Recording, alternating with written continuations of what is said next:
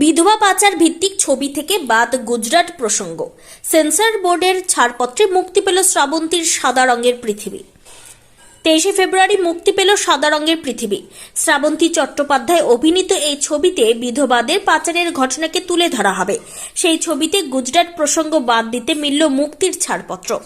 Central board of film certification বা censor board সাদা রঙের পৃথিবী ছবি থেকে গুজরাট প্রসঙ্গ বাদ দিতে বলেছিল।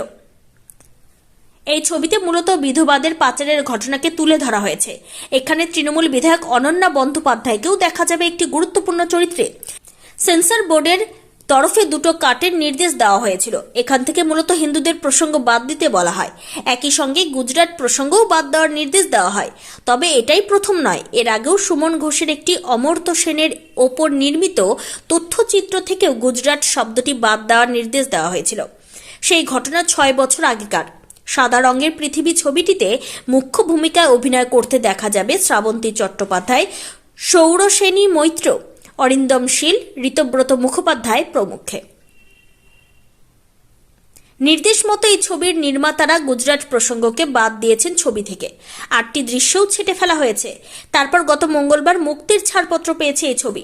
এই ছবিটির পরিচালনা করেছেন রাজশ্রী দে। তিনি এই কাট প্রসঙ্গে টাইমস অফ ইন্ডিয়াকে জানিয়েছেন তিনি সেন্সর বোর্ডের নির্দেশ মেনে নিয়েছেন। কোনো রিভাইসিং কমিটির কাছে যাননি। এতে ছবির মুক্তি পিছিয়ে যেত, যেটা তিনি চাননি।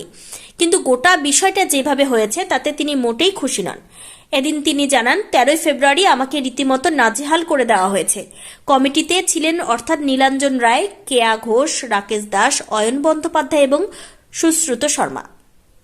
আমাকে ছবিটি দেখতে দেখতে বিজেপি নেত্রী কেয়া জিজ্ঞেস করেন, যেন জটাধারীদের দেখানো হয়েছে ছবিতে, ওদের বোঝানোর জন্য আমায় বব মারবে, শ্যামশন ডালিয়ার কথা বলতে হয়েছে।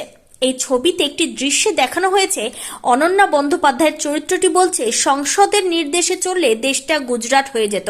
সেই দৃশ্যকে ছেটে ফেলার নির্দেশ দিয়েছিল সেন্সর বোর্ড।